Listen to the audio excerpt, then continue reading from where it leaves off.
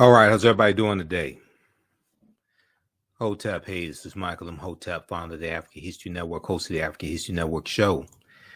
All right, share this broadcast on social media platforms. Give us a thumbs up, give us a heart, give us a like. Hope everybody's doing well today. So it is Monday, February 20th, 2023. And some of you all saw me on Faraji Muhammad's show, The Culture, today on the Black Star Media Network.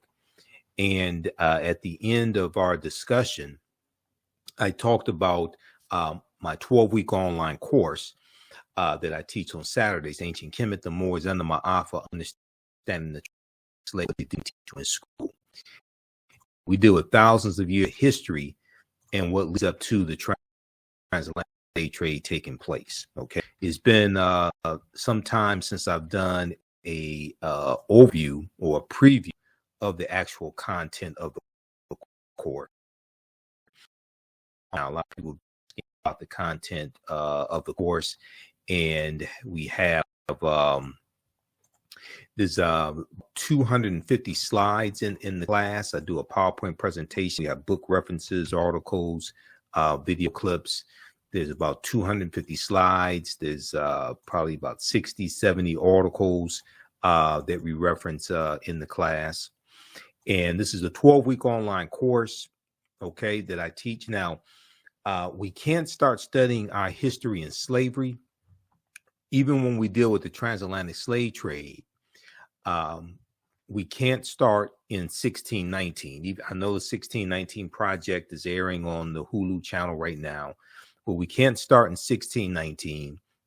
We can't start in the 1440s. With the Portuguese getting involved in the transatlantic slave trade, and the Portuguese are the first ones involved in 1441 with Anton Gonzalez going into Mauritania. We have to understand the history chronologically, and this is something that we look at in the class. We look at this history chronologically, and we go through and look at thousands of years of history and see what actually leads to the transatlantic slave trade taking place. And then we look at the slavery here, of course, in this country that we call the United States of America. We have to understand the history chronologically and deal with the 800-year occupation of Europe by the Africans known as the Moors, who take the teachings from ancient Kemet, ancient Egypt, into the Iberian Peninsula, today known as Spain and Portugal. And it's going to be these teachings that the Moors take into Europe from the Nile Valley region of Africa. It's going to be these teachings that bring Europe out of the Dark Ages, okay? And then the next period that Europe enters into is called the Renaissance era, which is a period of new enlightenment. So we have to deal with the 800-year occupation of Europe by the Africans known as the Moors, who entered the Iberian Peninsula in 711 AD. This course not only deals with the transatlantic slave trade, but thousands of years of history that leads up to the transatlantic slave trade taking place. August 20th, 2019 marked the 400th year anniversary of those 20 and odd Africans or 20 and odd Negroes who came into Point Comfort, August 20th, 1619, in what would later be called the colony of Virginia. Now, this is on the White Lion pirate ship, which was an English pirate ship. And even though that did happen, August 20th, 1619 did happen, Africans were in the land we call the United States of America, going back at least 51,700 years. Okay. And we referenced the work from Dr. David Imhotep, who wrote the book, The First Americans Were Africans, Documented Evidence. And we look at a number of different archaeological discoveries as well in the class. We look at a number of different archaeological discoveries also. Now, August 20th, 2019 marked the 400th year anniversary of those 29 Africans who came into Point Comfort in what would later be the colony of Virginia. Okay, and they come into, it's actually Hampton, Virginia, that they come into. Now, this year was known as the year of return. 2019 was known as the year of return, as many African Americans were and continue to reconnect to Africa and travel to Ghana and other West African countries. When we discuss the transatlantic slave trade, we first have to understand that African people are the original people of North, Central, and South America. Okay, African people are the original people of North, Central, and South America. And we've been in the land that we call the United States of America going back at least 51,700 years. Now, this does not mean that the transatlantic slave trade did not happen. Yes, it did. We have to understand thousands of years of history that lead up to the transatlantic slave trade taking place. Okay, so I posted the link here on the thread of the broadcast. You can register for this 12-week online course. We do the sessions live. All the sessions are archived and recorded. You don't have to worry about not being in class while the session is going on or anything like that. Even after the 12-week online course is over with, a year from now, 2 years from now, you have full access. You can go watch the entire course. So visit our website, theafricanhistorynetwork.com, theafricanhistorynetwork.com, to register for this 12-week online course, Ancient Kemet, the Moors, and the Ma'afa, understanding the transatlantic slave trade, what they didn't teach you in school. You can also use this information with your children. I would say the content is PG-13.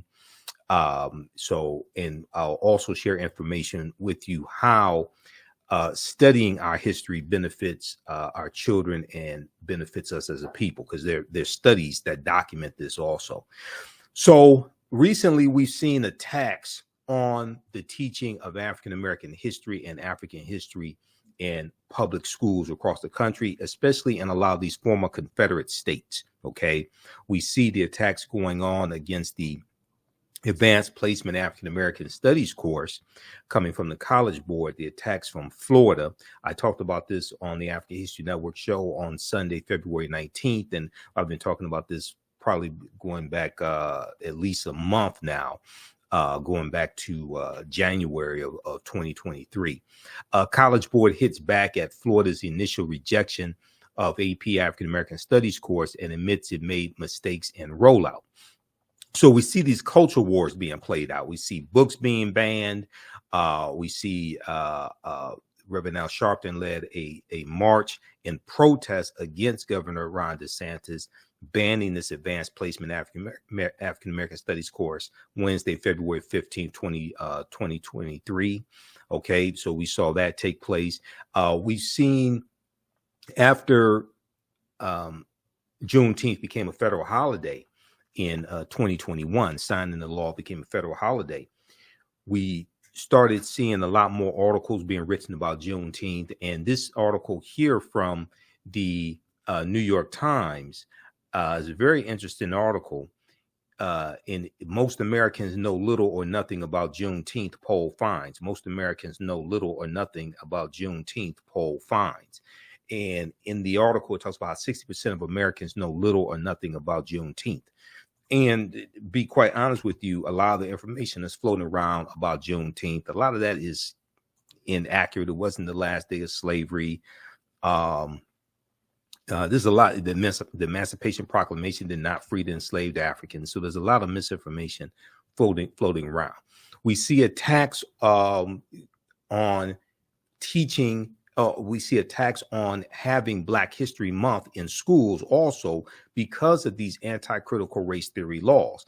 So in 2022, we saw a lot of stories that dealt with how it's harder to celebrate Black History Month and teach it in schools that have these new laws, these new rules. This article here from Axios.com, new rules are limiting how teachers can teach Black History Month. New rules are limiting how teachers can teach Black History Month.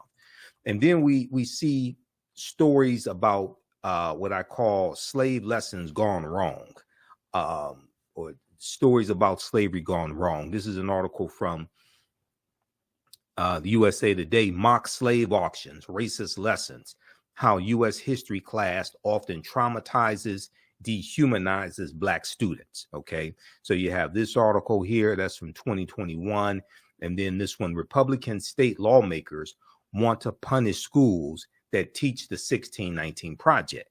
So we see these attacks on the 1619 Project. We see these attacks on teaching African American history, African history, etc. And a lot of this has to do with white fear. A lot of this has to do with the fear of the browning of America. Okay, which is why us understanding our history is so critical right now. Yes, it should be taught in every school across the country, as Dr. Carter G. Woodson, who created Negro History Week in 1926, as he correctly stated. Yes, it should be. But what we're dealing with is the fear of the browning of America, and the fear that some white people have that by the year 2043, white people will no longer be the majority population in this country. So if we look at this article here from June 20th, 2018 from the New York Times, fewer births than deaths among whites in majority of U.S. states. Okay. And in this article from the New York Times, it talks about how deaths now outnumber births among white people in more than half the states in the country. Demographers have found signaling what could be a faster than expected transition to a future in which whites are no longer a majority of the American population. The Census Bureau, the U.S. Census Bureau, has projected that white people could drop below 50% of the population around 2045, a relatively slow-moving change that has been years in the making. But a new report this week, when this article came out, it came out in June of 2018. But a new report this week found that white people are dying faster than they are being born now in 26 states out of 50, which is up from 17 states out of 50 just 2 years prior. And demographers say that shift might come even sooner. Quote, "It's happening a lot faster than we thought. It's happening a lot faster than we thought," said Rogelio Saenz, Saenz, who is a demographer at the University of Texas at San Antonio and a co-author of the report. It examines the period from 1999 to 2016 using data from the National Center for Health Statistics, the federal agency that tracks births and deaths. He said he was so surprised at the finding that at first he thought it was a mistake. And we know one of the large contributing factors is the opioid crisis and how it's devastated a lot of white Americans in various states.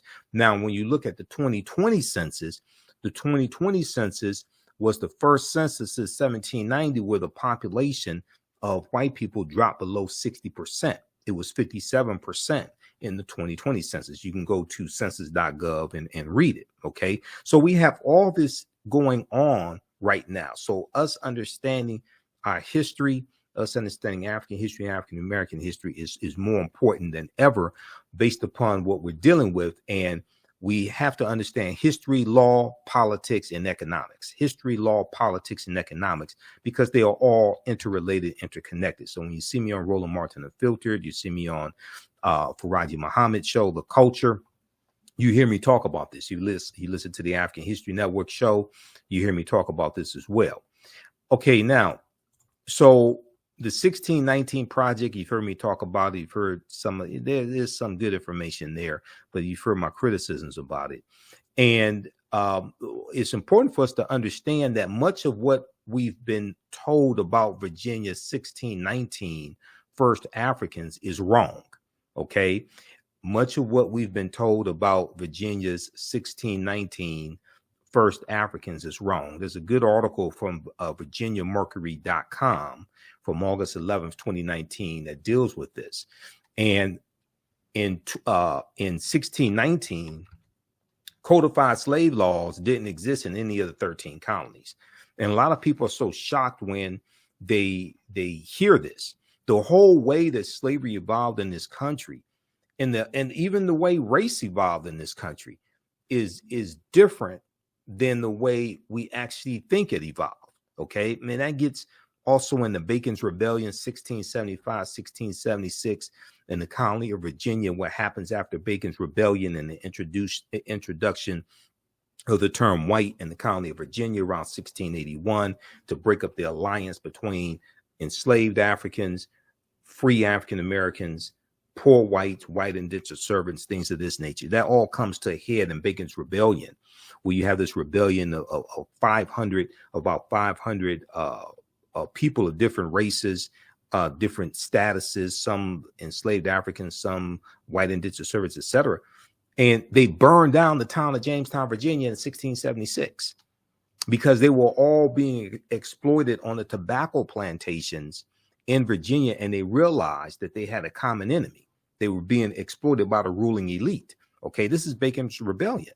Then you go to 1705 and the Virginia Slave Codes of 1705, which is going to become a model, and other counties are going to adopt these slave codes. And the Virginia Slave Codes of 1705 make a distinction between Negroes and Moors.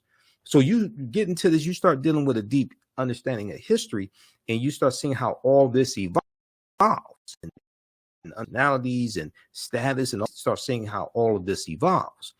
Okay, so the way this history actually happens is much different than the way we think it happens. So the way we talk it, I like this type of information. Like on the broadcast. Okay, continue here. And we have the link here in the thread of the broadcast where you can register for this 12-week online course. It's on sale $80, regularly $130. Ancient Kemet, the Moors, and the Ma'afa, understanding the transatlantic slave trade, what they teach you in school. All right, now, Africans were in South Carolina in 1526, 93 years before Virginia. Okay, now this is not talked about a lot. We focus on 1619, and I have to tell people, you know, they say we first came to these shores 1619. No, we were here thousands of years before that. But even if you just look during the transatlantic slave trade, the Spanish were taking Africans into the territory we call South Carolina in 1526. Okay, now this is something we deal with all this in the class because we go through and look at this history chronologically. So these are all slides from the course that I teach, that I put together. I'm a historian that studied history 32 years. I put together this curriculum as well as the second class that I teach, which is from the Civil War to the Civil Rights Movement and Black Power, 1800 to 1968, which goes through and goes deep into looking at that 168-year period of history and analyzing what happened to us also after slavery ended.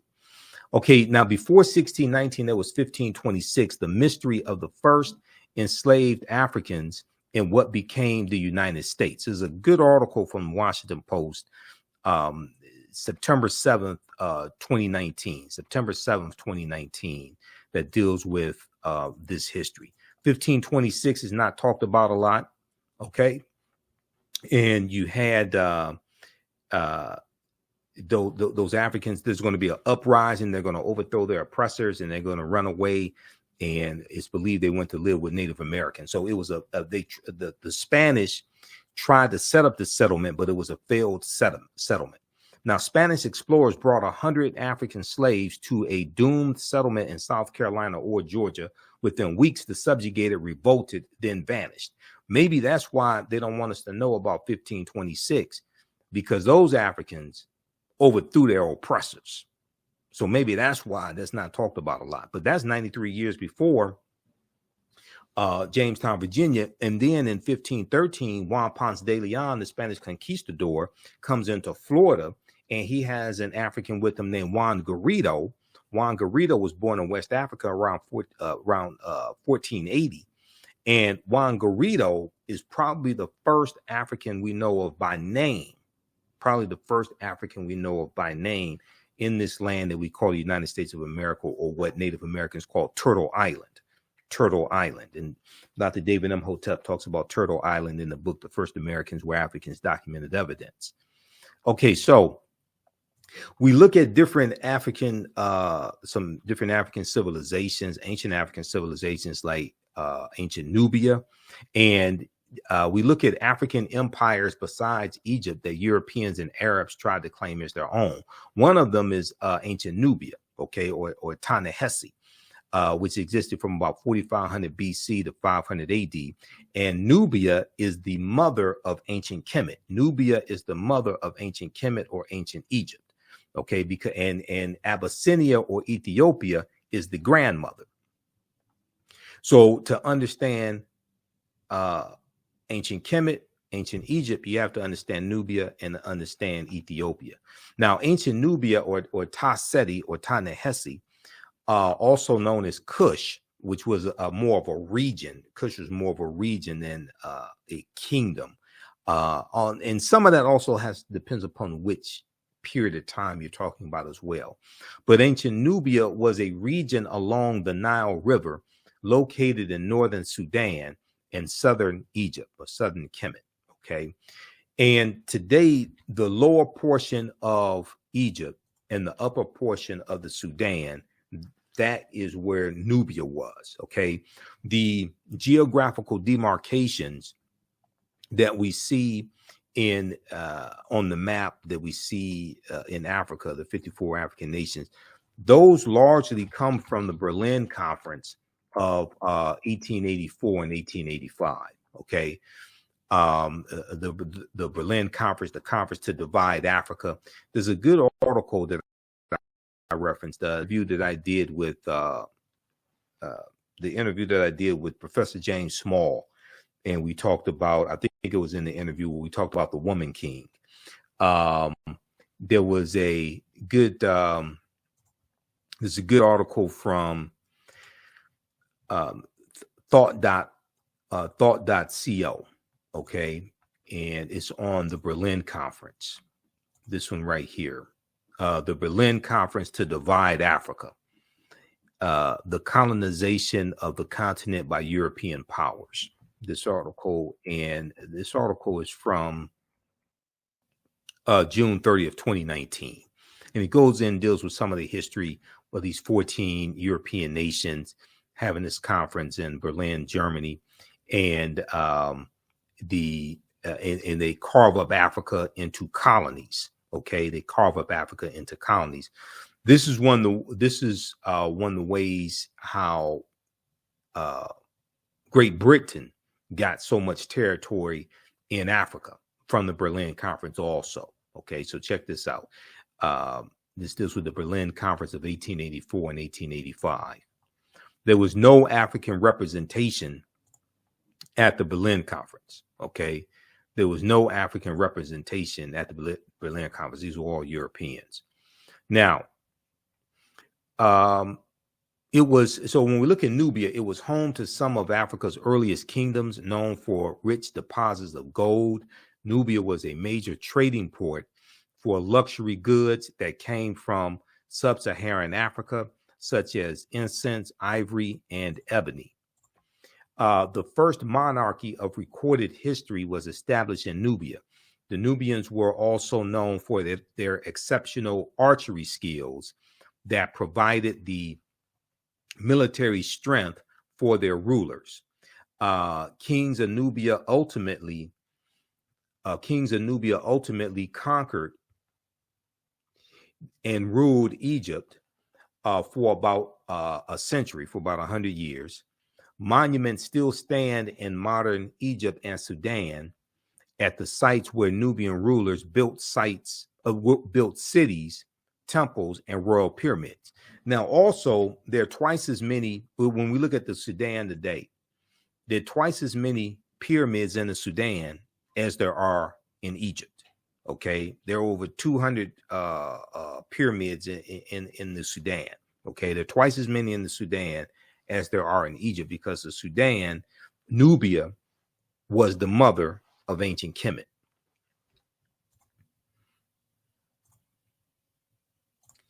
Okay, now in the 1800s, the Western world's interest in Nubia was awakened by the rediscovery of the ancient empire's monuments, which were reported almost simultaneously by individual British, French, and American explorers.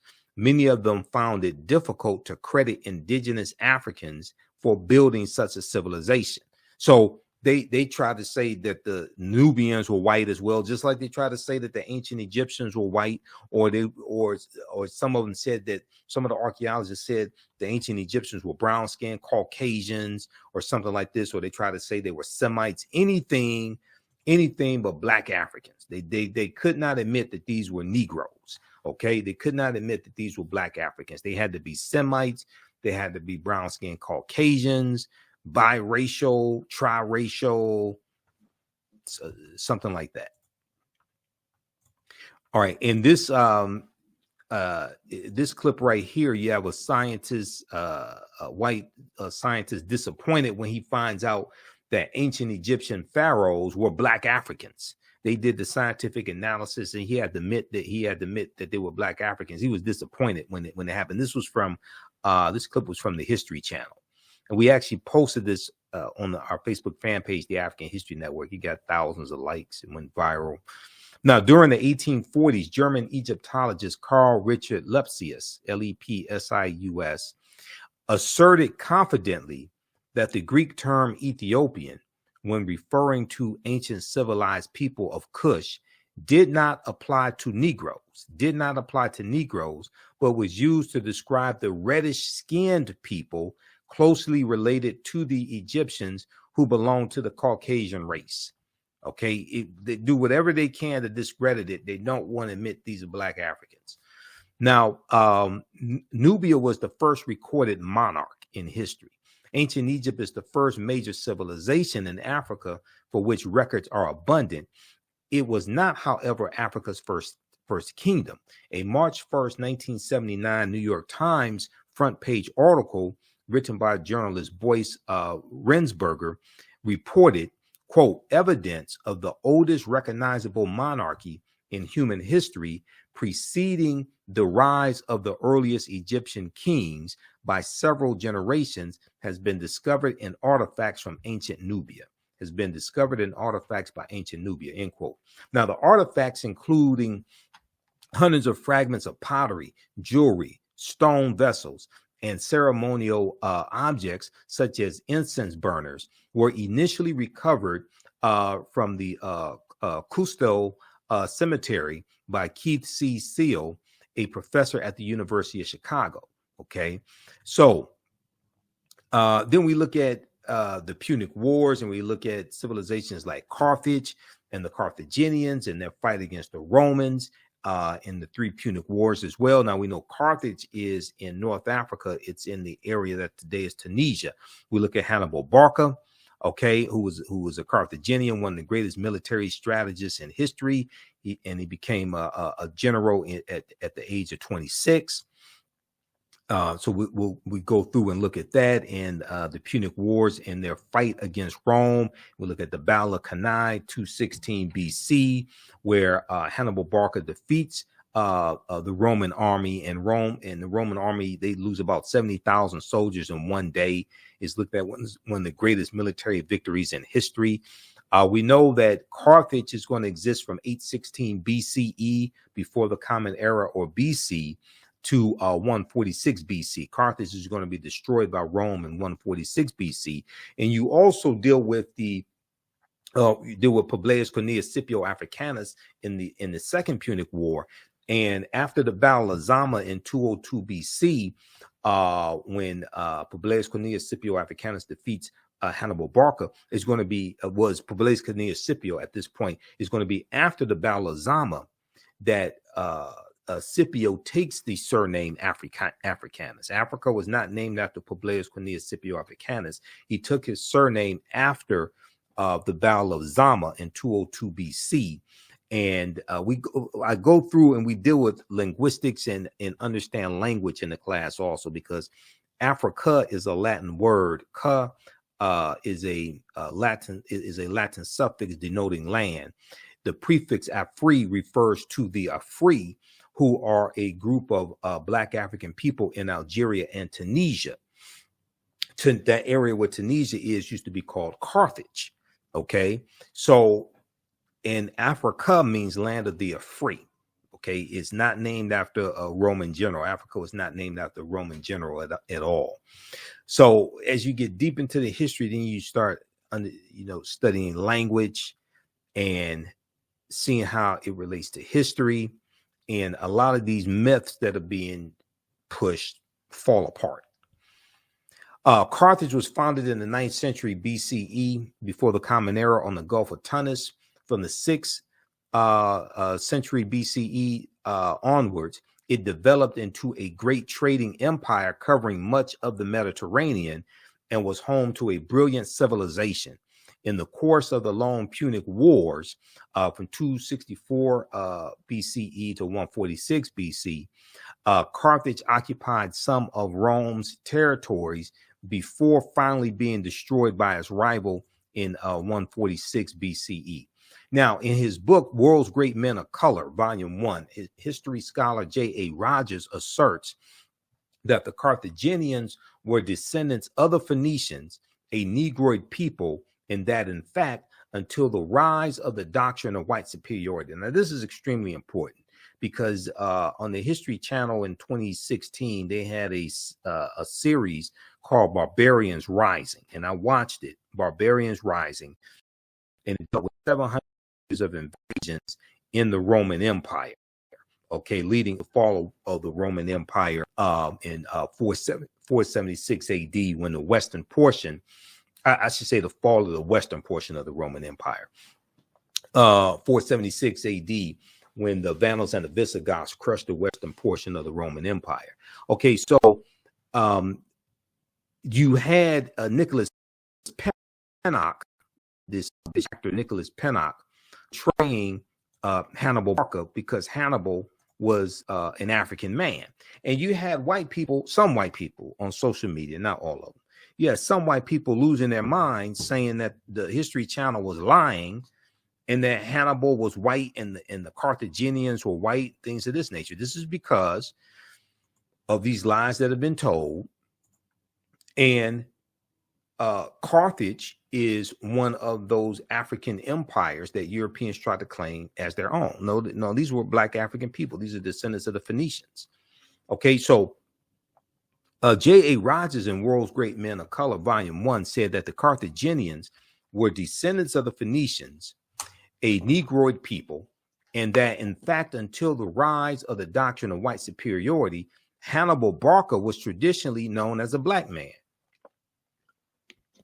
Now, some people may be confused. They may be thinking about Hannibal on the A-Team with B.A. Baracus and the Face Man and Murdoch or something like that. They may be thinking of George Papard as Hannibal, or they may be thinking of Hannibal Lecter or something. No, but no, Hannibal Barca was Black African. He was not a European. Okay, now today, many encyclopedias classify the Carthaginians as whites or Semites, but ancient Greek and Roman eyewitness accounts paint a different picture. The indigenous peoples of Carthage were called the Afirs, A-F-E-R-S, the Afirs. Ancient Roman poet Virgil, in his poem Mortem, speaks of a woman from the Afir or Afra race, okay, of the Afar. From the Afir, A-F-E-R, Afar or Afra race, A-F-R-A, and he says of her, and all her figure proves her native land. Her hair was curly, thick her lips, and dark her color. Now, in Library of History book 20, Greek historian Diodorus mentions a Greek lieutenant named Agathocles who defeated a people in the area of present-day Tunisia in North Africa, present-day Tunisia, who were the same hue as the Ethiopians. Now, yes, Europeans also try to say that Ethiopians were white, and when Emperor Menelik II defeated the Italians at the Battle of Adwa in March of 1896, the Italians told the world that the Ethiopians were white because they didn't want the world to know that they were defeated by these African people. So when you go research the Battle of Adwa, March 1896, you see that the Italians were embarrassed. So they lied and said the Ethiopians were white. And, you know, some years ago when I was doing research on the mythology of Andromeda and Cassiopeia. There are two constellations named Andromeda and Cassiopeia, but they're named after mythological African women. And this comes out of you have them in Greek mythology, but these were African women, because we know, like, Zeus, who's the king of the gods in Greek mythology. Zeus, according to Greek mythology, they tell you Zeus came from Ethiopia. Okay, because Zeus was African. But I was researching Andromeda and Cassiopeia, and I came across a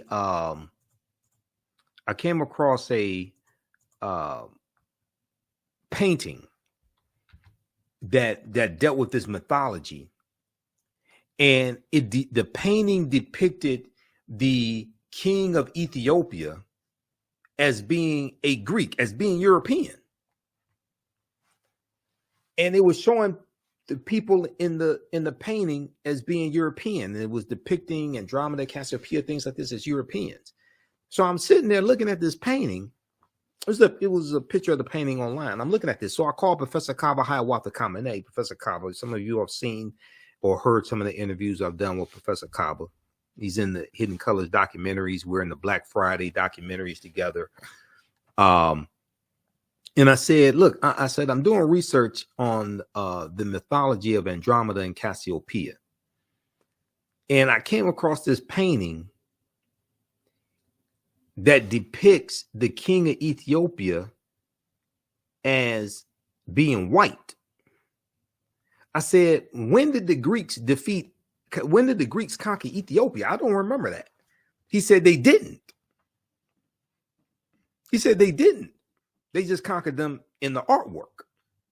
So if you come across this painting and you see the king of Ethiopia depicted as a European, and you see Andromeda and Cassiopeia depicted as Europeans, then either one, you think the ancient Ethiopians were white, or you'll think that the Greeks conquered the Ethiopians.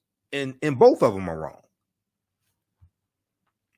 But this deals with the colonization of mythology, the colonization of image.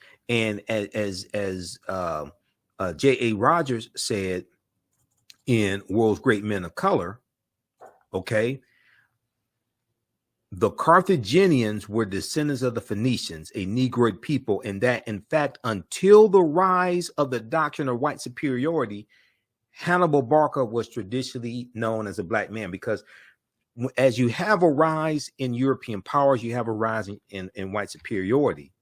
You have Europeans who reinterpret a lot of these mythological images and religious images.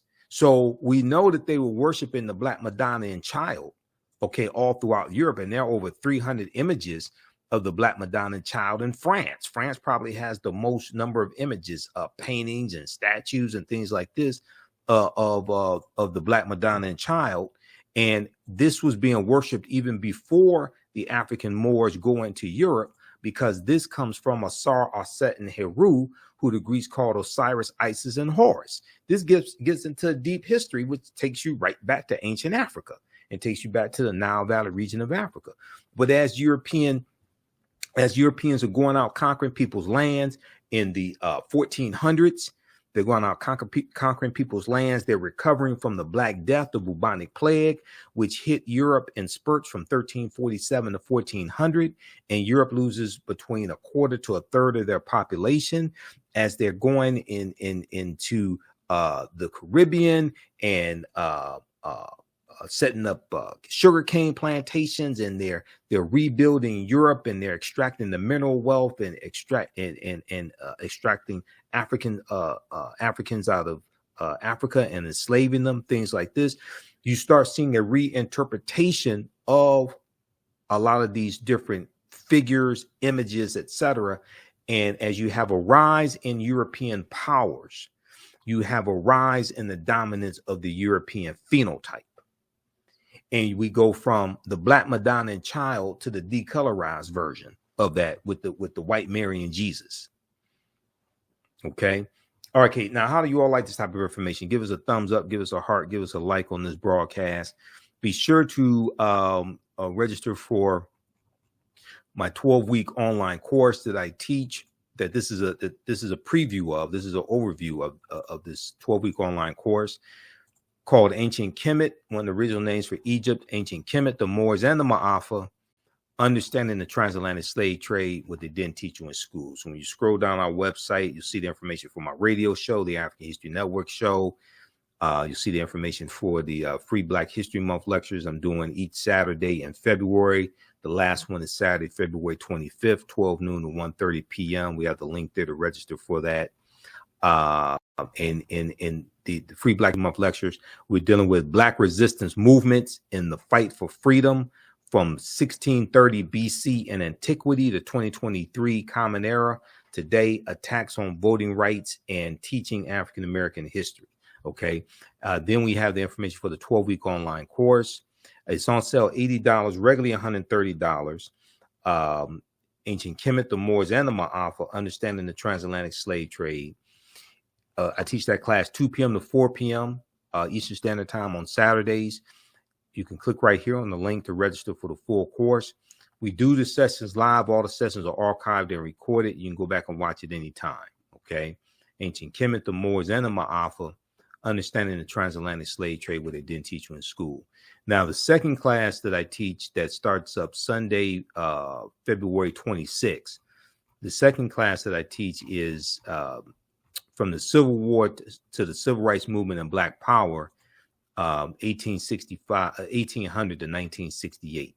From the Civil War to the Civil Rights Movement and Black Power, 1800 to 1968. And we go through and look at this history basically year by year.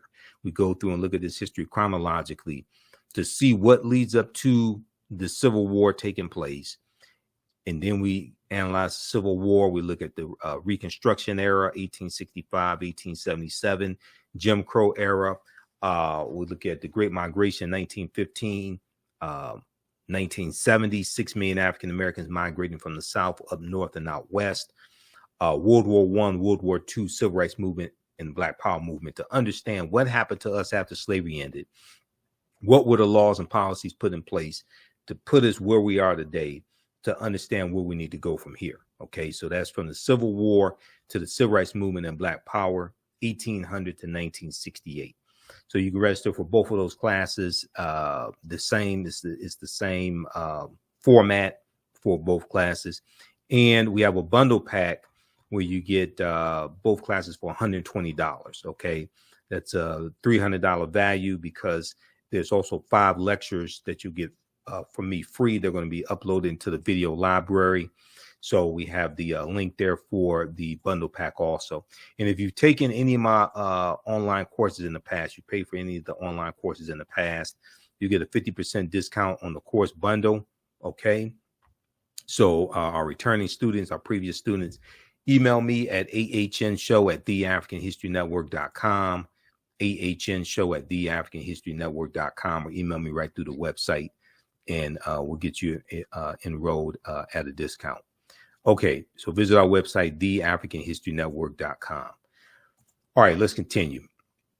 And we definitely appreciate your support, because this helps finance the African History Network. This helps support the African History Network. It helps us keep broadcasting the radio show, do the research, pay some of the bills, etc., because it takes a lot to do all of this. Okay, so how do you all like this type of information? Give us a thumbs up, give us a heart, give us a like on the broadcast. You can post your comments here also.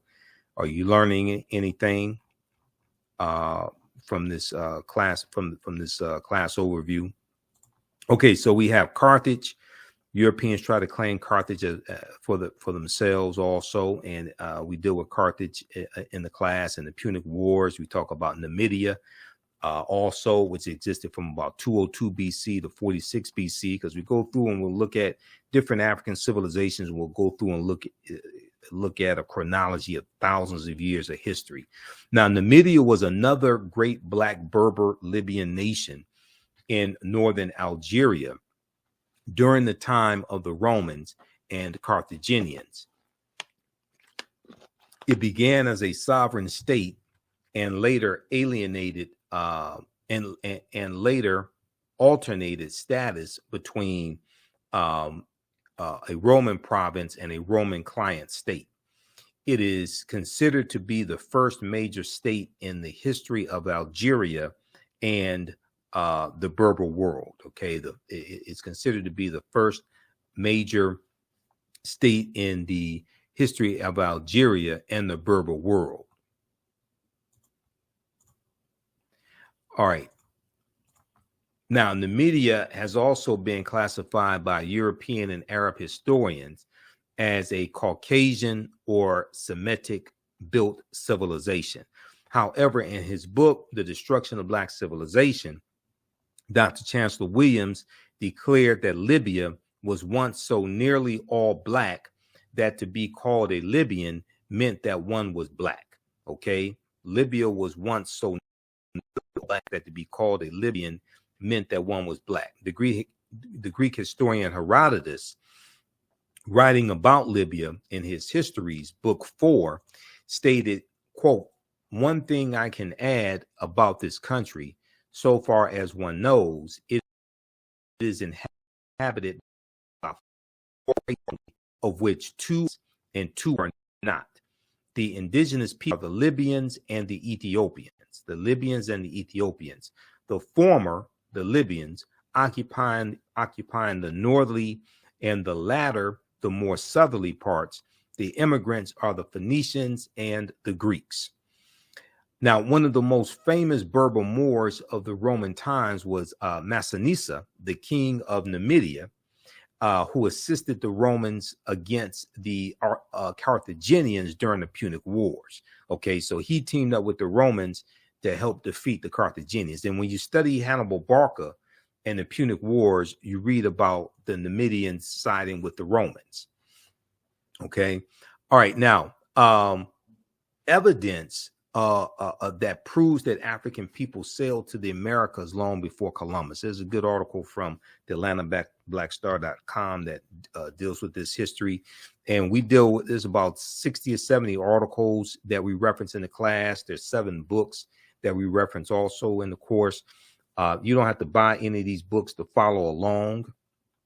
I use the books as reference, and we scan the pages and show you the text on the screen. But we can look at from Christopher Columbus himself, because Columbus kept a diary. According to renowned American historian and linguist Leo Weiner of Harvard University, one of the strongest pieces of evidence to support the fact that African people or Black people sailed to America before Christopher Columbus was a journal entry from Columbus himself. In Leo Weiner's book, Africa and the Discovery of America,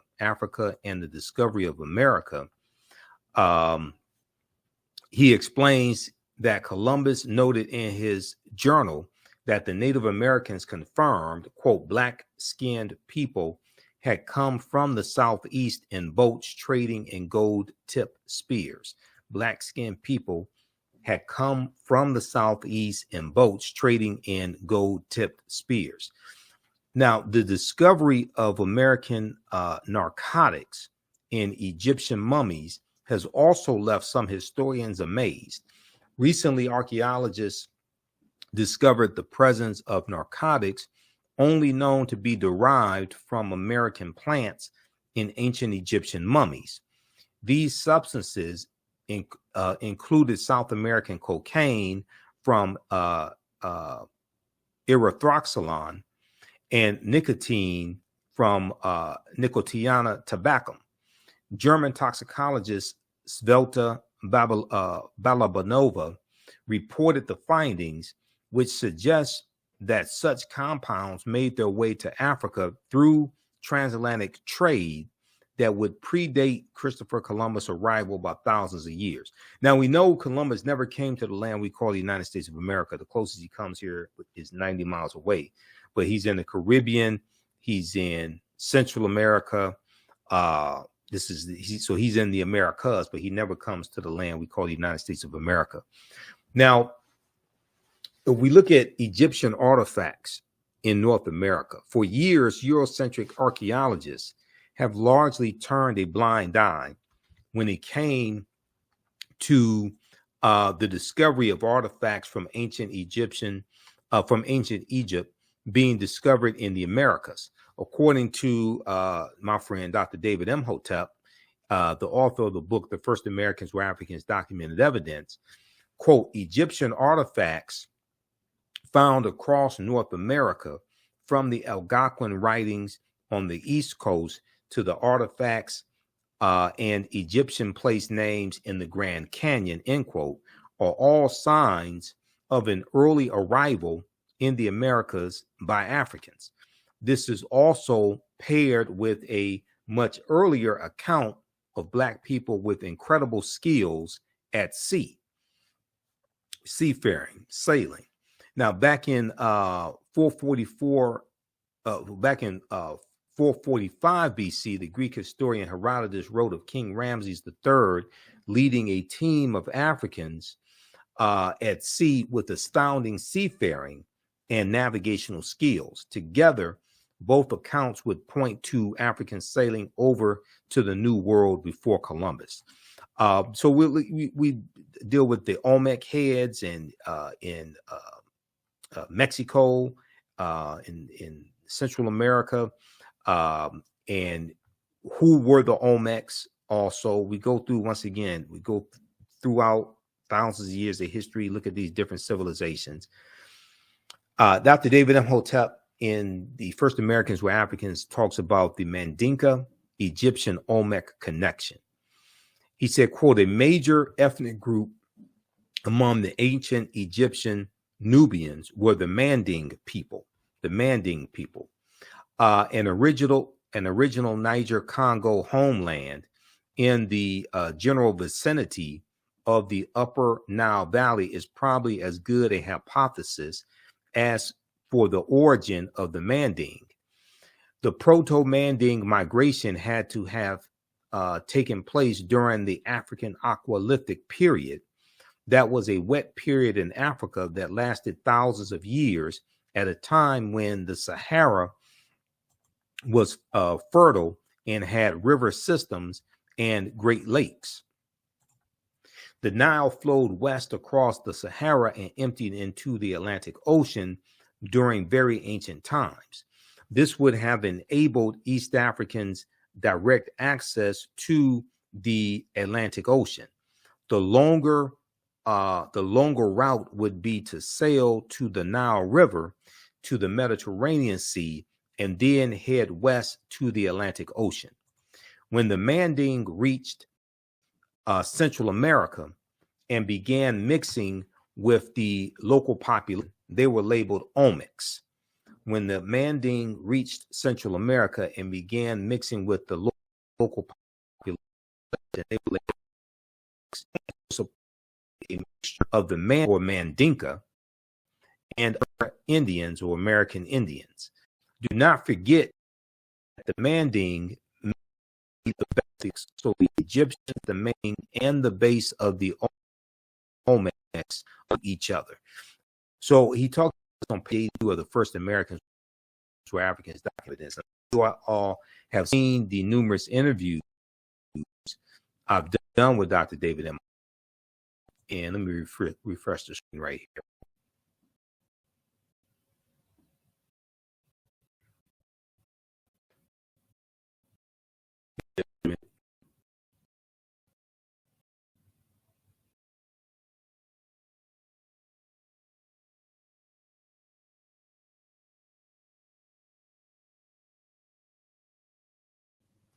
Okay, we're back. I had to refresh the screen there. Okay, so can everybody, you all should be able to hear me okay?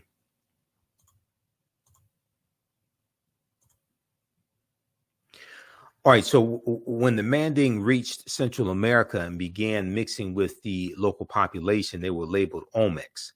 The Olmecs were supposedly a mixture of the Manding or Mandinka and American Indians or Americans.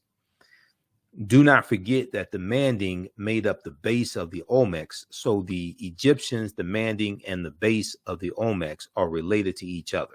Okay, this comes from page 82 of the first Americans were Africans, documented evidence by Dr. David Imhotep. His book is a fantastic book, and his first book is out of print. The second book came out in 2021, and that's available at Amazon. The first Americans were Africans, revised and expanded. Now, in 1311 AD, thousands of years after the Olmec arrived, the Mandinkan Muslim Abu Bakr II sailed 2,000 ships from Mali, West Africa, in the Atlantic, headed west. When they reached South America, they left signs on the rocks at the mouths of rivers, warning followers of dangerous or friendly natives. So Dr. David Imhotep talks about this on page 88 of the First Americans Were Africans, documented evidence. There's also a good article from face-to-faceafrica.com called Way Before Columbus, Ancient Malayans Sailed to the Americas in 1311 AD, Common Era, face-to-faceafrica.com from December 5th, 2018. In this article, it says, according to a number of sources, Abu Bakr II, Mansa, which means king, Mansa of the Mali Empire in the 14th century, led Malayan sailors to the Americas, specifically present-day Brazil, almost 200 years before Christopher Columbus arrived. Abu Bakr II ruled what was arguably the richest and largest empire on earth, covering nearly all of West Africa. The BBC reported in the article, Africa's Great Explorer, which came out December 13th, the year 2000, on the saga of Abu Bakr II, he left with 2,000 boats, by Malayan scholar Gausu Diawara, notes Abu Bakr wanted to find out whether the Atlantic Ocean, like the great river Niger that swept through Mali, had another bank. He had traveled extensively throughout and outside of the African continent, already owning most of the continent. His predecessor and uncle, Sundiata Keita, had already founded the Mali Empire and conquered a good stretch of the Sahara Desert and the great forests along the West African coast. Okay, so we look at West Africa and Ghana, Songhai, and Mali, but also Mansa Musa is also related. There's a relation between Mansa Musa and the fictitious character of T'Challa in Black Panther in Wakanda. Now, there's a good article from history.com, the official website of the History Channel, that talks about this, okay? Because we deal with the film Black Panther in the course, because Black Panther relates to African history, African culture, African language, African spiritual systems. There are 11 different African cultures that are infused into the film Black Panther. Ruth Carter, who was the costume designer, she studied African cultures for 6 months. Okay, Ruth Carter, who won an Oscar for her costume designing for the film Black Panther. And she incorporated 11 different African cultures into the movie. Okay, so this article here talks about from the history.com. It says, in the vast fictional universe of Marvel Comics, T'Challa, better known as Black Panther, is not only king of Wakanda, he's also the richest superhero of them all. And although the title of wealthiest person alive involves a tug of war between billionaire CEOs, the wealthiest person in history, Mansa Musa, has more in common with Marvel's first black superhero. Mansa Musa became ruler of the Mali Empire in 1312 Common Era, or AD, taking the throne after his predecessor, Abu Bakr II, for whom he'd served as deputy, went missing on a voyage he took by sea to find the edge of the Atlantic Ocean. Mansa Musa's rule came at a time, now this is extremely important right here. Mansa Musa's rule came at a time when European nations were struggling due to raging civil wars and a lack of resources. Okay, so Europe was dealing with poverty, famine, disease, civil wars, things like this, while West Africa is thriving, while the Mali Empire is thriving. During this period, the Mali Empire flourished thanks to ample natural resources like gold and salt. So this article is entitled This 14th Century African Emperor Remains the Richest Person in History. This is from history.com, the official website of the History Channel, March 19th, 2018. So we know the character of Black Panther, T'Challa, was introduced in Fantastic Four issue 52, July of 1966. And it was a two-part series.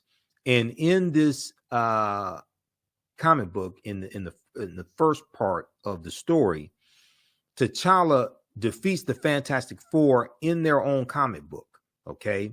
And this was the first time we saw like an African superhero like this, or a Black superhero like this. And he talks about at the end of issue 52, as you see, Harry Chieftain of the Wakandans, of the Wakandas, and perhaps the richest man in all the world,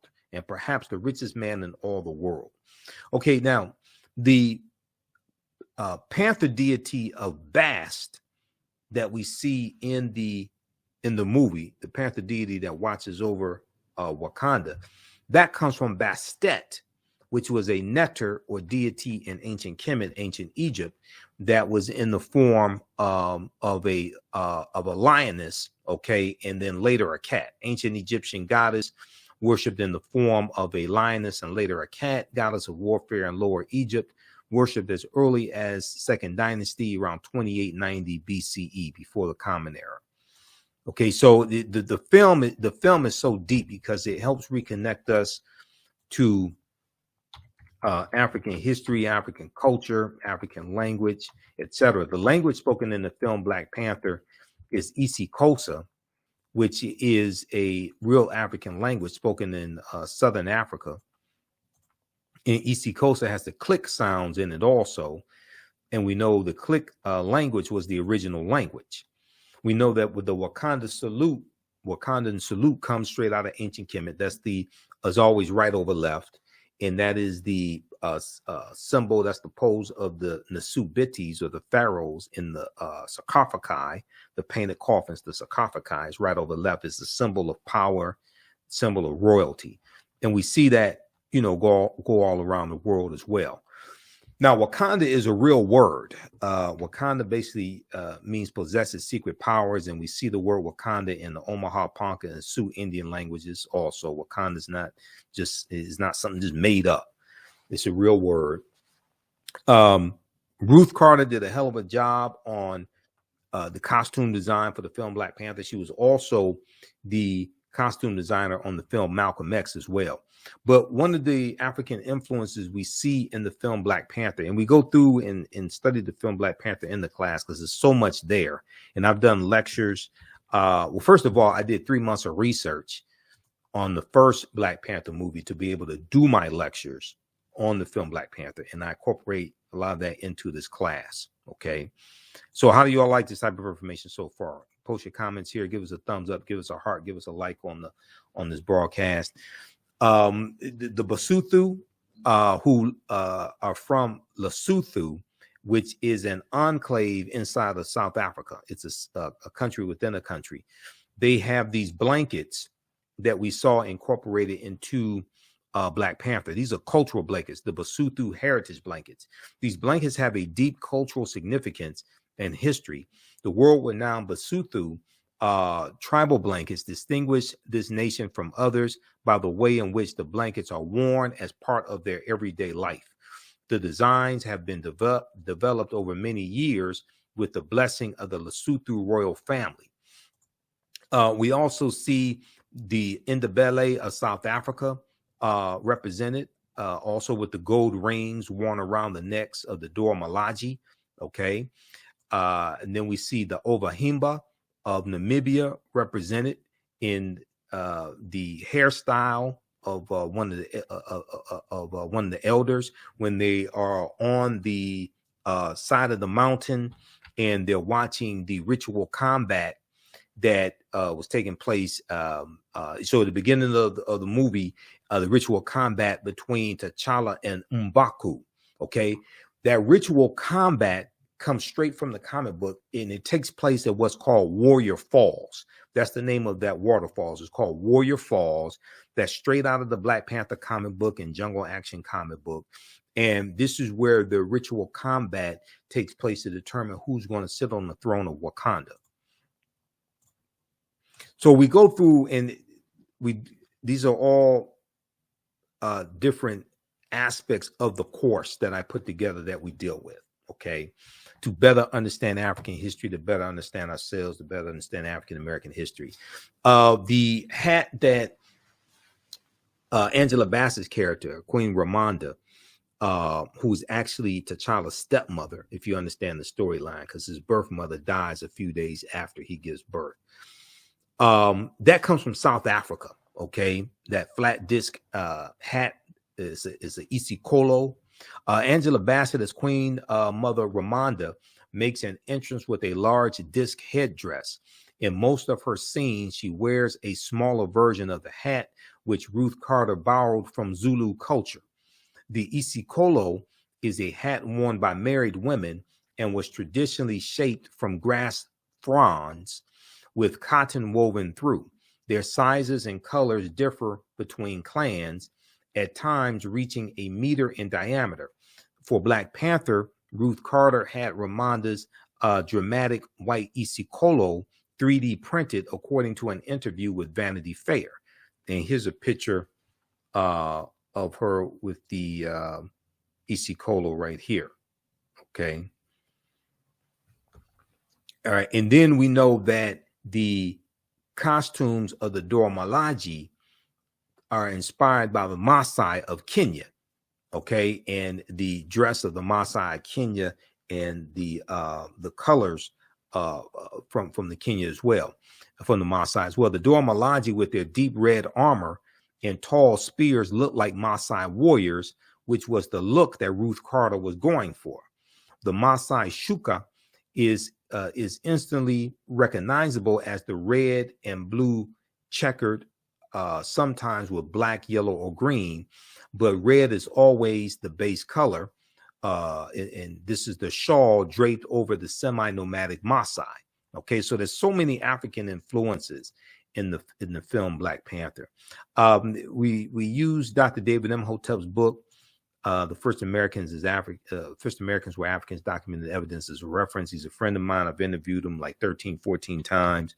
So some of you all have seen the interviews I've done with him as well, or heard the interviews on the African History Network show.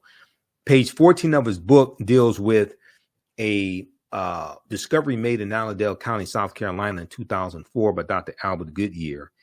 And they found 13 different types of evidence that thoroughly documented African presence in the Americas, dating back at least 51,700 years ago. They found artifacts, architecture, campsites, carvings, Egyptian writings, footprints in lava, genetic M174D haploid groups dealing with DNA and genetics, linguistics, paintings, skulls, skeletons, structures, and tools.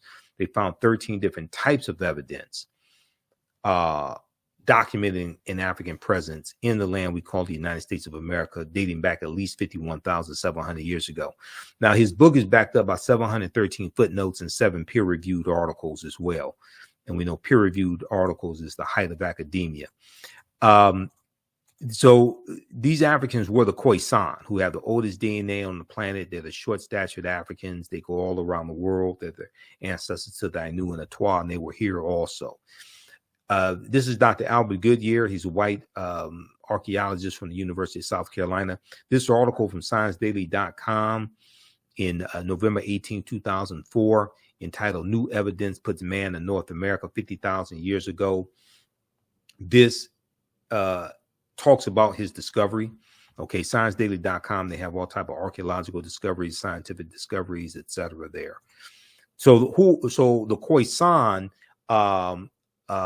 in an October 2012 genetic study published in Science magazine, it found that the Khoisan in southern Africa are the oldest ethnic group of modern humans, the oldest ethnic group of modern humans, with their ancestral line originating about 100,000 years ago.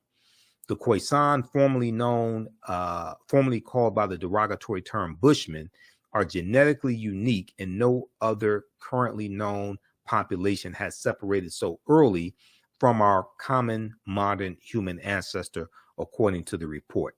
Now, here are a couple of Khoisan sisters, also a couple of Khoisan African women. Now, the Khoisan live mainly in southern Africa in territories spanning Botswana, Namibia, Angola, Zambia, Zimbabwe, and South Africa. They are largely divided into two groups: hunters and gatherers, known as the Sans people, and keepers of the livestock, known as the Khoi Khoi. The Khoisan languages include the distinctive click sounds that aren't found in the languages of their neighbors. There's a good article from AtlantaBlackStar.com called 5 Ethnic Groups That Prove the First Humans Were Black. Okay, so when we look at this land historically, there were 1 million mounds in this land. And yes, Native Americans built some of those mounds, but Africans also built them as well. At least 10,000 years ago, during the African Aqualithic period, the mound builders of Africa, the Proto-Manding, were building habitation mounds to live upon even before the Manding built their mounds along the Niger River. These Proto-Saharan people also built dams, boats, and mounds to escape the waters in case of flooding. There are also large erections formerly called Native American mounds, now known to be African mounds, that are shaped like pyramids that are found across North America. The largest ones surviving today are in the Mississippi Valley. The largest of all was the Cahokia Mound, that's in East Illinois, Cahokia, near the area where the Mississippi and Missouri rivers converge. Now, Cyrus Thomas, director of the Eastern Mound Division of the Smithsonian Institute's Bureau of Ethnology in 1881, said, quote, distinct from the American Indians, there was a race of mound builders in America distinct from the American Indians. Now, there were 1 million, end quote, there were 1 million Indian mounds in North America. Today, there are only about 100,000. If you read pages 71 through 74, the first Americans were Africans, documented evidence by Dr. David Imhotep. He talks about these mounds. So we go through and look at all this history. We look at this history chronologically, thousands of years of history. We also look at archaeological discovery. So in our class on Saturday, our next class on Saturday, we're going to look at some archaeological discoveries. Class 2 and 3 will look at archaeological discoveries. This is a big one that came out in June 2017 that blew everybody away. Now, once again, remember, you can register right now for this online class. As soon as you register, you can start watching the content. Okay, you can watch class number 1. And in the class, we have a live chat, so you can a live text chat. You can ask questions. You can see me. I can't see you, so you don't have to worry about that. The 12-week online course that I teach is called Ancient Kemet, the Moors, and the Ma'afa, understanding the transatlantic slave trade, what they didn't teach you in school. It's on sale $80 regularly, $130. You can use this information with your children. I would say the content is PG-13. You also get 5 bonus lectures from me as well. They're going to be uploaded to the video library. The class is 2 p.m. to 4 p.m. Eastern Standard Time. If you missed the class, it's not a problem. You can go back and watch it anytime. Even after the 12-week online course is over with, you still have access to the full course. You can go back and watch it anytime. Click right here, register for full course. And we also have a bundle pack where you get both classes for $120. That's over $300 value. Okay. The second class that I teach which starts up Sunday, February 26th, from the Civil War to the Civil Rights Movement and Black Power, 1800 to 1968. That's 2 p.m. to 4 p.m. Eastern Standard Time. So we posted the link here on the thread of the broadcast. And it's also at our website, theafricanhistorynetwork.com, theafricanhistorynetwork.com. So you can register for the class now and start watching the content. Okay, we'll be here for just a few more minutes. And then our last free Black History Month lecture, online lecture, is Saturday, February 25th, 12 noon Eastern Standard Time. That's at our website also. You can register for that. So this archaeological discovery came out and it blew away the archaeological world. We're older than we thought. New find pushes human origin back 100,000 years. This is from NBCnews.com, June 7th, 2017. June 7th, 2017.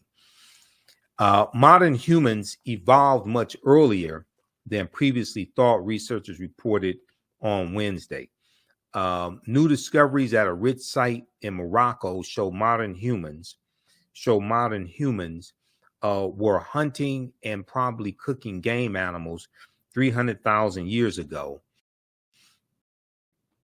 100 have believed until now. Okay. Until now. So this is over 100,000 years earlier than the discovery in Ethiopia that dates back about 195,000 years ago. New discoveries and new dating methods show that, in fact, many of the bones belong to modern Homo sapiens, and they lived as far back as 300,000 or 350,000 years ago. The earliest previous Homo sapiens bones date back 195,000 years ago, and they're from clear across the continent in modern-day Ethiopia. Taken together, the findings show modern humans were dispersed across Africa long before anyone ever thought. So the deeper they dig, the blacker the planet gets, the more research they do, the older we get. And what these archaeological discoveries are showing is that all of this is much older than we actually thought. African people are older than we thought. We were migrating out of East Africa earlier than we thought. We were here in this land we call the United States of America much earlier than we thought. We did not first come here conquered and shackled and chained by Europeans. No, this was our land stolen from us.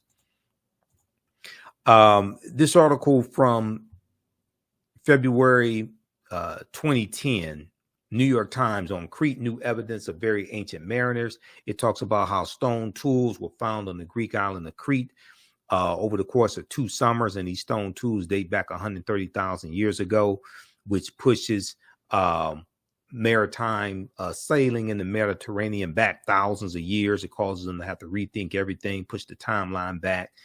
The deeper they dig, the blacker the planet gets, the more research they do, the older we get. This study right here deals with how positive feelings about blackness improve academic performance for Black girls. This is why this type of information is so important, not just for African Americans, but also for our youth. Believing that Black is beautiful, an important mantra of self-acceptance and self-love, could pay major dividends in school, a new study finds.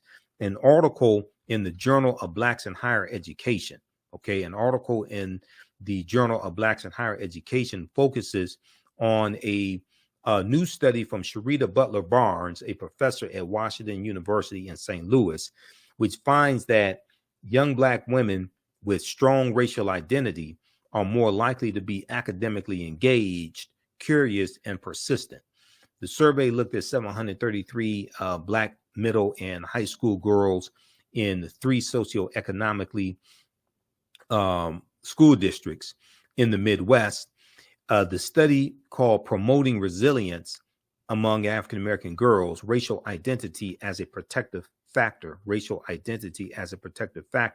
was published on the Child Development Journal website, and found that feeling positive about being Black, along with feeling supported by their schools, correlated with the girls' greater academic motivation. Researchers also found that feeling good about your racial identity could act as a buffer for students in hostile or negative academic environments. Okay, researchers also found that feeling good about your racial identity could act as a buffer for students in hostile or negative academic environments. Persons of color who have unhealthy racial identity beliefs tend to perform lower in school and have more symptoms of depression, end quote, Professor Sharita Butler Barnes noted. She went on to say, we found that feeling positive about being Black and feeling support and belonging at school may be especially important for African-American girls, classroom engagement and curiosity. Feeling connected to the school may also work together with racial identity attitudes to improve academic outcomes. Read this article here from theroot.com. New studies find that positive feelings about Blackness improve academic performance for Black girls. This is from January 10th, 2018 from theroot.com. Now, this article here from blackamericaweb.com from 2012, this dealt with how, this dealt with a study that showed how TV watching kills Black boys' self-esteem. TV watching, excessive TV watching, kills Black boys' self-esteem. A new study, a new, precise, and exhaustive year-long study finds that watching television regularly distorts and ultimately destroys the self-esteem of young Black males, who often find themselves comparing one another to the characters they view on air, leaving them feeling trapped and as if there are, quote, very few positive life paths they can aspire to, end quote.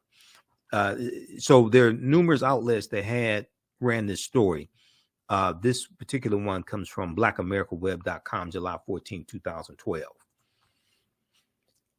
So then we have this study right here. This is a joint study by the University of Pittsburgh and Harvard University. It deals with how African-American teens with racial pride do better in school. And University of Pittsburgh has an article, Can Instilling Racial Pride in Black Teens Lead to Better Educational Outcomes? Pitt University study shows racially conscious parenting strategies can be the key to student success in school. AfricanGlobe.net has the article, Black Teens with Racial Pride Do Better in School, from January 1st, 2013. African-American teenagers perform better academically when their parents instill in them a sense of racial pride. A new study by the University of Pittsburgh and Harvard University, Harvard University, shows that when parents use racial socialization, such as talking to their children or engaging in activities that promote feelings of racial knowledge, pride, and connection, it offsets racial discrimination's potentially negative impact on students' academic development. Maybe this is why you have these anti-critical race theory laws, and they're attacking teaching African-American history, African-American studies, etc. And they may not say that you can't teach it, but when they put laws in place, anti-critical race theory laws in place that are very ambiguous, it causes a fear among teachers where they oftentimes don't know what can be taught. So they will shy away from certain topics or avoid or not teach a lot of this history in the first place, because there's a fear from some people of us knowing the truth. And there's a fear of their children knowing the truth as well. So we also deal with the influence of Africa, especially ancient Kemet here in the United States. The Washington Monument is an ancient African symbol called a Tekken. There are about 1,200 Tekkenu all throughout ancient Kemet. Today, they're less than 12. And you have 3 that are in London. You have London, England, New York City, and Paris, France. There's a good article called Cleopatra's Needle, How Three Ancient Egyptian Obelisks Ended Up in New York City, London, and Paris, France. And the Tekken, or the obelisk, that comes from the story of Asar, Aset, and Heru, who the Greeks called Osiris, Isis, and Horus. There were approximately 1,200 Tekkenu built in ancient Kemet, but only about a dozen are found in Egypt today. Many of the Tekkenu removed from Egypt are now in Istanbul, Turkey, London, England, Paris, France, Berlin, Germany, New York, Rome, Italy, Vatican City, and elsewhere throughout the world. The Tekkenu are now called obelisks by their new owners, and few know their origin or that they symbolize the resurrection of the African king Asar, who the Greeks called Osiris. Tony Browder talks about this on page 17 of Egypt on the Potomac. This is one of the books we use in the class also. Once again, you don't have to buy any of these books, but we use them as reference. And I do scan the pages, so we show you the page on the screen. Now, the word Mason is derived from the Latin words mass and sun. Mason means child of light and expresses the desire to pursue light, which is a metaphor for the sun, which symbolizes knowledge. Okay, let's continue here, which symbolizes knowledge. So for eons, light was symbolized with knowledge and darkness was symbolized with ignorance. So when you talk about Europe being in the Dark Ages, it was referred to as a period of ignorance and raging civil wars and famine, things of this nature. All right, let's continue. Okay, so the term child of light or sons and daughters of light was first used to identify students who had completed 42 years of study in the temples of ancient Kemet. Many Masonic temples were modeled after the temples of Kemet, places where light or knowledge was imparted in a series of steps or degrees. So the concept of going to a liberal arts college, that comes out of ancient Africa as well. And George G.M. James talks about this in the book Stolen Legacy. And he talks about the 7 liberal arts and the concept of getting your credentials in going to an institution of higher learning and getting your credentials in a series of steps, in a series of degrees, associate's degree, bachelor's degree, master's degree, PhD. That comes out of the Nile Valley region of Africa also. Read Egypt on the Potomac by Tony Browder, pages 18 to 32. He talks about this. Now, Masonic temples are considered houses of learning or temples of learning. The term Mason or child of light is a direct reference to the highest degree of the Kemetic education system. The 33 degrees of instruction within Freemasonry represent a fraction, just a fraction of the 360 degrees of instruction that comprised the Kemetic system of education. Yet with less than 10% of the wisdom of ancient Kemet, Freemasons have held positions of influence and power throughout the world for over 200 years. Okay, read page 33. So we also look at things like why is Christmas celebrated on December 25th, because nowhere in the biblical text does it state that Yeshua or Jesus was born on December 25th. We look at the origins of Santa Claus coming from Sinterklaas, which is celebrated amongst the Dutch and, you know, in the Netherlands, and they have the celebration of Sinterklaas and Zwarte Piet. Zwarte Piet means Black Pete, and Zwarte Piet was a Moor in this mythology. And they have the parade beginning in early November, going throughout the Netherlands, and they commemorate Sinterklaas and Zwarte Piet coming from Spain into the Netherlands. All right, coming from Spain. Well, Spain is where the Moors going in 711 AD, led by General Tariq ibn Ziyad, going to the Iberian Peninsula. Okay, so Spain is very important.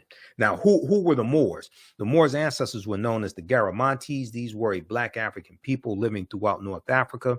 Hannibal Barca was Garamanti, as well as St. Augustine. The Moors, according to George G.M. James in the book Stolen Legacy, were the custodians of the ancient Egyptian mystery system.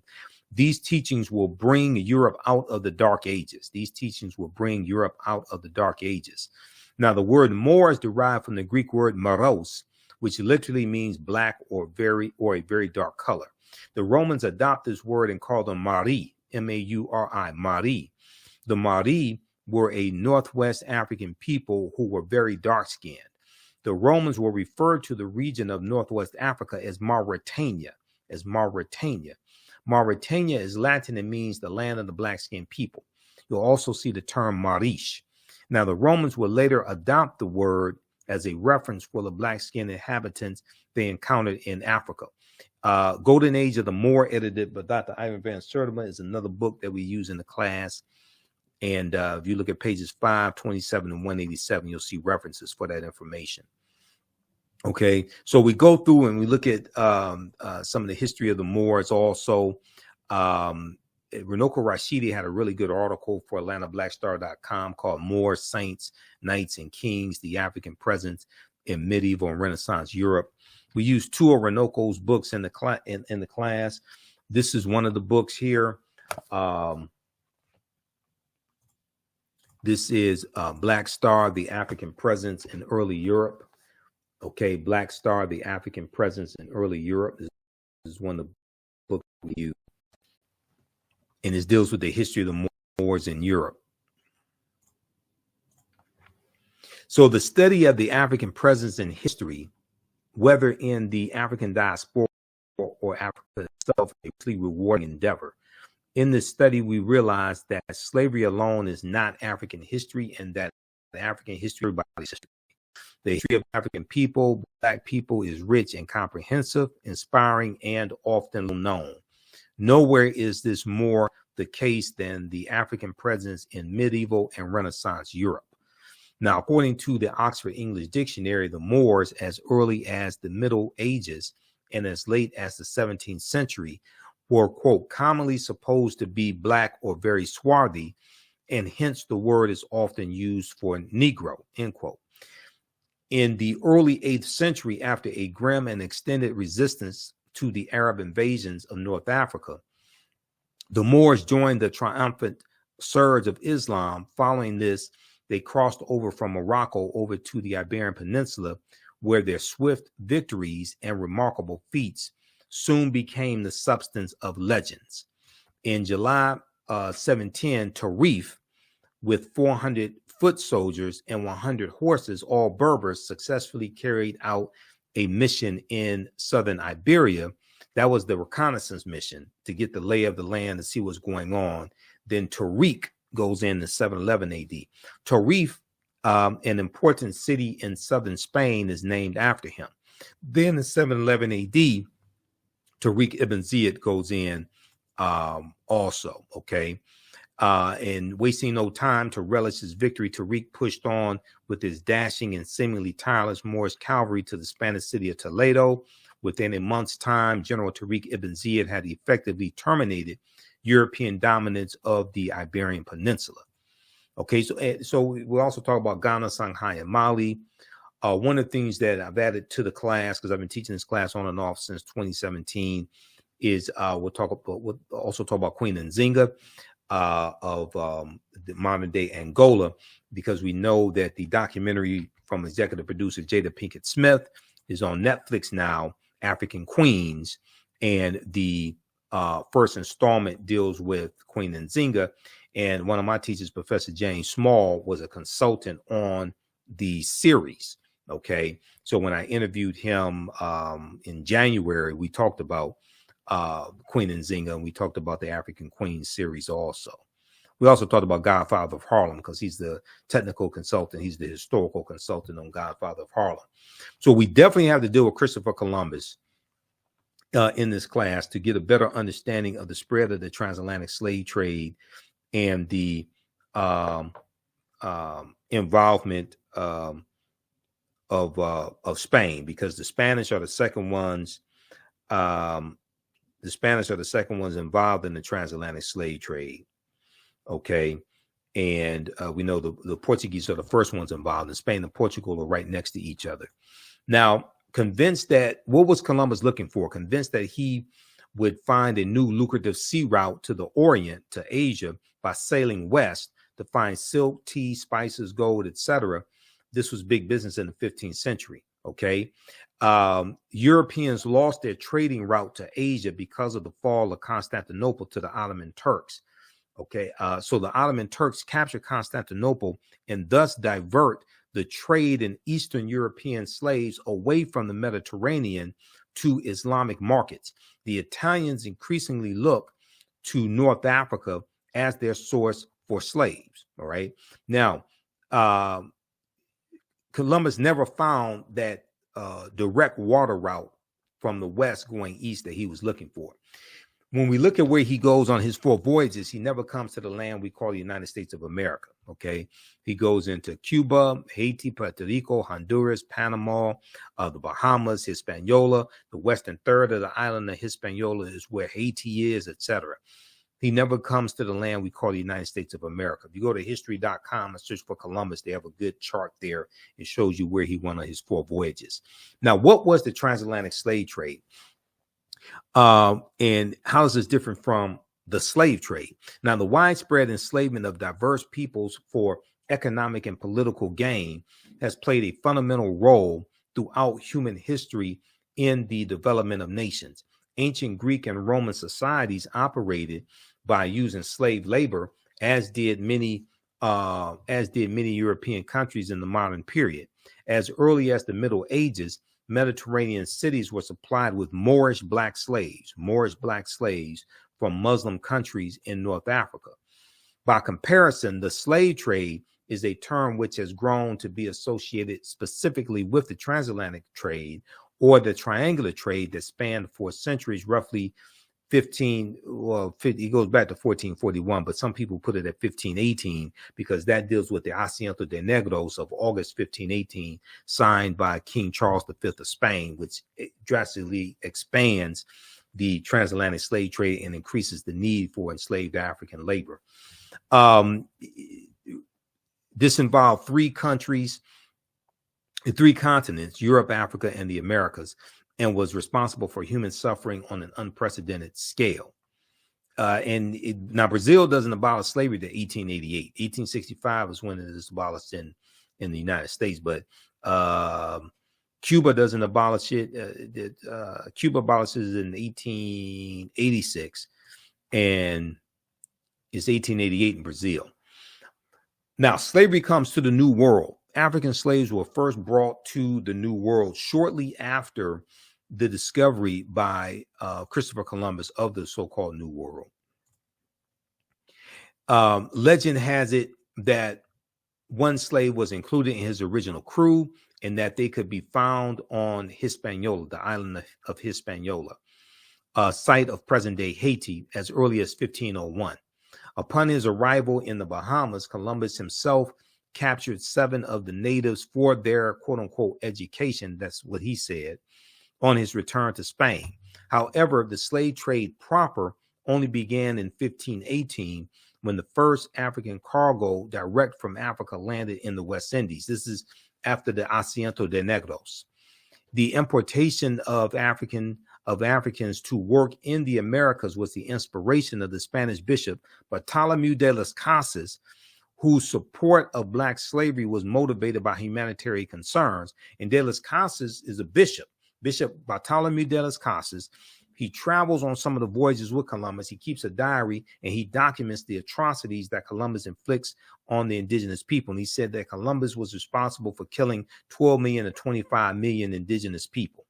Okay, so he's going to advocate that they stop enslaving Native Americans, try to save their souls. They suffered enough, and enslave African people, okay, and white people to a lesser extent. He argued that the enslavement of Africans and even some whites, proving that in the early period, slavery did not operate according to exclusive racial demarcations. He argued that this would save the indigenous American Indian populations, which were not only dying out, but engaging in large-scale resistance as they opposed their excessively harsh conditions. As a result, King Charles V of Spain agreed to the Asiento de Negros, or slave trading license of 1518, which later represented the most coveted prize in European wars, okay? as it gave to those who possessed it a monopoly in slave trafficking. And this drastically expands the transatlantic slave trade. Okay. All right. Now, we know there are at least 262 skills, trades, and crafts that African people had in this country from 1619 to 1865. We were the anchor makers, artists, bakers, barrel makers, bartenders, basket makers. We dealt with decorative furnishing. We were jockeys, herb doctors, horse trainers, gardeners, brick makers, fishermen, engineers. The book of the other slaves, mechanics, artisans, and craftsmen, 1978, by James Newton and Ronald Lewis, goes through and breaks this down. There were at least 262 skills, trades, and crafts that African people had in this country from 1619 to 1865. Okay, so this is just a sample of the type of information that we deal with in this 12-week online course that I teach. Ancient Kemet, the Moors, and the Ma'afa, understanding the transatlantic slave trade, what they didn't teach you in school. There's over 200 slides in the class. There's about 60, 70 articles that we reference. There's video clips, book references, everything. Okay. Visit our website, theafricanhistorynetwork.com. We have the link also here in the thread of the broadcast. You can register right now for this course.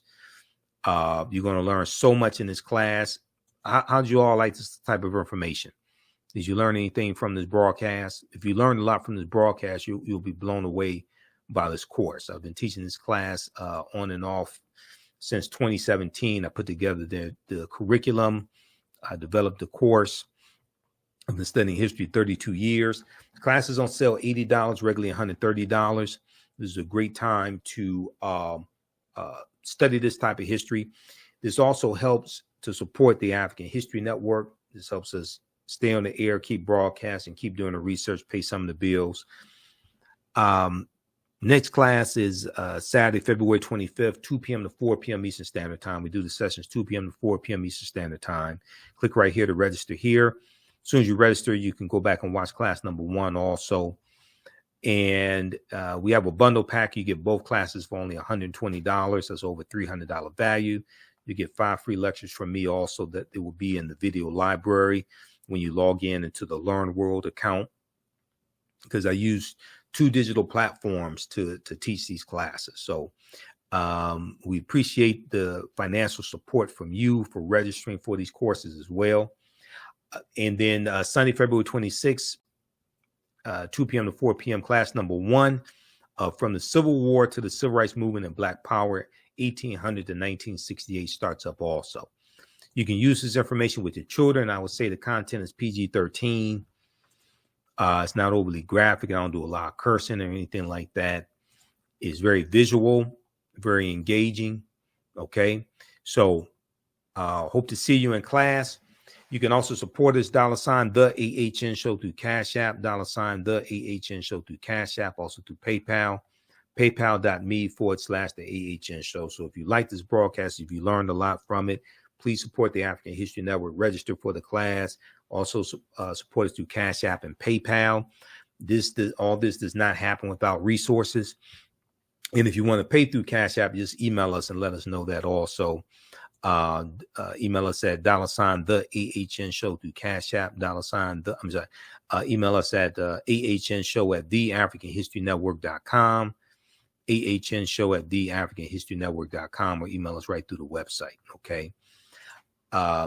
Because we need your email address. So if you just send us the money through Cash App and we don't have your email address, then I can't enroll you in the class. So email me, give me your name, email address, and let me know you want to send it through Cash App also. Okay. All right. And we have our Cash App information around the homepage of our website as well. And our link is there because there's some fake African History Network Cash App accounts I'm still trying to get shut down. They've been stealing money from us. There are at least 5 out there that I've identified as fake. So that's why I put together this graphic here. That's why I put our Cash App link here on the homepage. That's why I put our Cash App link here. And that's why I have the graphic that shows the shows our actual Cash App account, $ the AHN show, SHOW. When you go to it, it says Michael. It may show my picture there. These other ones here fake African History Network Cash App accounts. All right, look, we have to get out of here. Remember, at the African History Network, we focus on educating, empowering, and inspiring people of African descent throughout the diaspora and around the world, because right now it's correct wrong behavior. It's not over till we win. Wakanda forever. Hopefully you learned a lot. Hope to see you in class. We'll talk to you next time. Peace.